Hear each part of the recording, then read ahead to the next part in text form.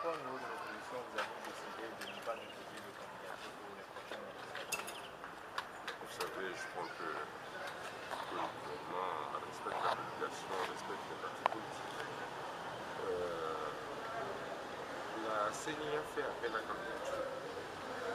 Nous considérons que dans le processus de construction démocratique dans notre pays, l'Union européenne, la CEDEAO, tous les amis du Togo recommandent au gouvernement l'ouverture des dialogues structurés. Et que nous entendions sur les règles du jeu avant d'aller dans cette compétition. On ne peut pas éluder donc, cet appel donc, de la communauté internationale pour des élections apaisées de dire qu'on ouvre donc, l'appel à candidature. La deuxième chose, c'est qu'en fait, au niveau de la CENI, nous pensons qu'il y a des juristes. La date des élections n'est pas fixée. Le corps électoral n'est pas correctement déterminé parce que de toute façon, on est en train de faire l'épuration des listes. On n'a pas encore annoncé donc, le corps électoral. Et puis en fait, les délais sont clairs qu'il faudrait, à partir de l'annonce de la date des élections, décompter 35 jours pour le dépôt des candidatures. Rien n'est respecté.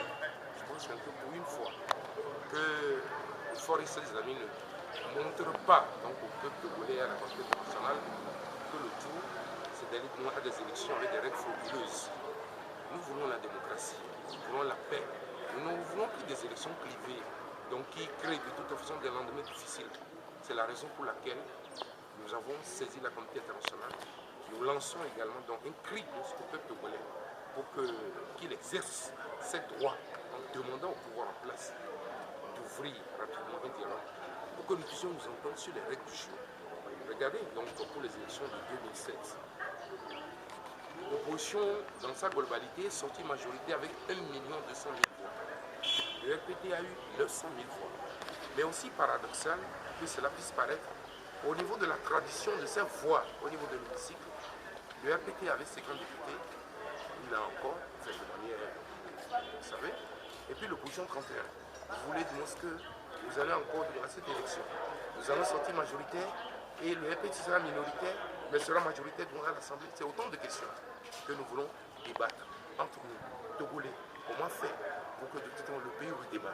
C'est une honte pour nous que le pays soit tout le temps privé, que les fonds sociaux soient en ébullition.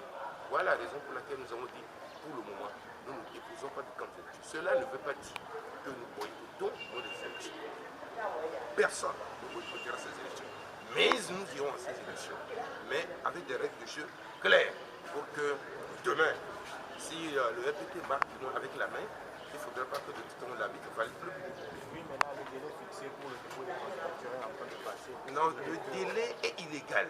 Et personne, de toute façon, il n'appartient pas donc, ça à la CENI, pour le texte, donc d'appeler à candidature. Il faudrait que le corps électoral soit convoqué, que la date des élections soit fixée, et en fait, même pour le dépôt des candidatures, en tout cas, ou le calendrier électoral, la CENI propose au gouvernement. Il décide en conséquence. La CENI est une extra-conscience donc de l'administration. Elle n'a pas pouvoir de convoquer de mon corps électoral, pas plus que de me demander donc de déposer une dossier. Et puis bon, les 91 députés pour le moment, puisque nous voulons discuter de ça également, les 91 députés, comment c'est ventilé à travers les différentes circonscriptions électorales? Personne ne le sait. Je pense qu'avec le peuple togolais, donc est un peuple intelligent. Ne donnez pas cette image-là de pays qui marche sur la tête là à l'extérieur, ça me fait honte.